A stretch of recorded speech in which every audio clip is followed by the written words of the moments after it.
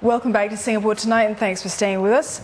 Now, employers in Singapore are increasingly looking to attract locals who are currently overseas to address the talent crunch, and that's according to the latest annual global salary survey by professional recruitment firm Robert Walters. That's right. It said companies are drawn to these workers because of their international exposure and knowledge of Singapore's business culture. And competition for locals has intensified in recent years and will continue to increase. One key factor is the government's fair consideration framework, where employers must consider hiring Singaporeans first. Now, separately, a report by recruitment expert Hayes, also released today, shows that steady hiring demand will continue in Singapore across most sectors and industries this year. Hayes says just 13% of employees can expect a salary increase of 6% or more this year. And here to tell us more about those trends, we have with us in the studio Toby Fowlston. He's Managing Director of Robert Walters Singapore. Welcome. Good evening. Right, so tell me, besides creating this stronger demand for hiring Singaporeans, how is the fair consideration framework actually changing the employment landscape for this year? So the fair consideration framework is very similar to what many countries are trying to drive at the moment, which is obviously supporting developing local talent. And what we've seen since the implementation of the fair consideration framework, which was midway through last year, is obviously an initiative by the government based on growing concerns around increasing foreign employees coming into Singapore.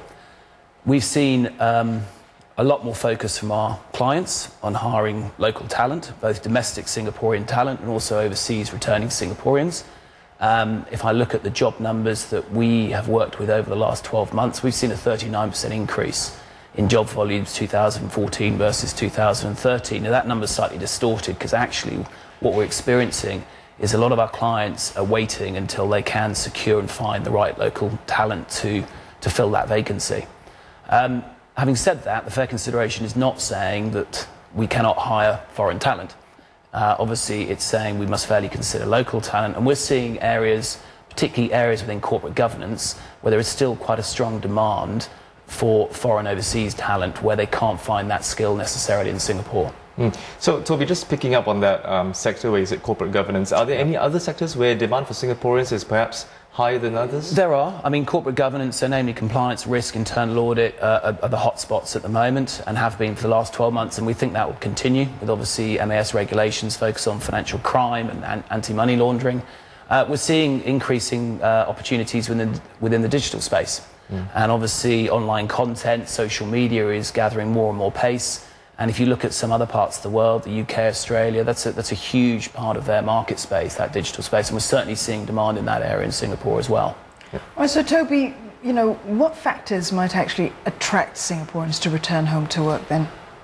There's probably two angles, really. One is, firstly, what's happening overseas. And what I mean by that is if you look at the economy, obviously is looking positive in places like the US, but there are clearly challenges in parts of Europe and also places like Australia. So that means limited opportunities for those overseas Singaporeans that are in those countries. I'm actually in Australia in February. I'm going to be meeting with about 100 Singaporeans, both professionals and students actually. And we're looking at the next 2 or 3 years of, there's a heavy population of students being educated in Australia who are from Singapore. And we really want to give them the message about opportunities back home. But then, of course, there's the domestic situation, and there are many factors why people come home. It might be education, it might be family, it might be lifestyle, and of course, employment is going to be one of those as well. And our job is to make sure that we're supporting our clients, we're communicating with the overseas Singaporean talent pool, and we spend a lot of time doing that, letting them know that actually in many areas within Singapore, it's a good place to be looking for work. So let's talk about the employers and how they can attract these Singaporeans back. How can they do it, you think? Well, by using Robert Walters, but ultimately, actually what our employers are really heavily focused on at the moment is not just the attraction, it's actually retaining staff, Singaporean talent, but also developing talent as well. And the recruitment of staff is one thing, but you've got to obviously hold on to them as well. And we ran a white paper back end of last year, and we spoke to or surveyed 1,285 Singaporean professionals. And interestingly, 61% said that they would not tell their employer if they were unhappy at work.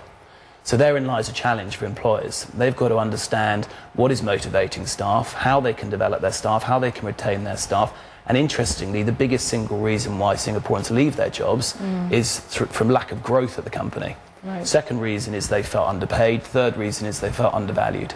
Always good to feel appreciated at work. Absolutely. Isn't it, John? All right, thanks, Toby, so much for coming into the studios and sharing that. Toby Fowlston there, Managing Director at Robert Walters in Singapore.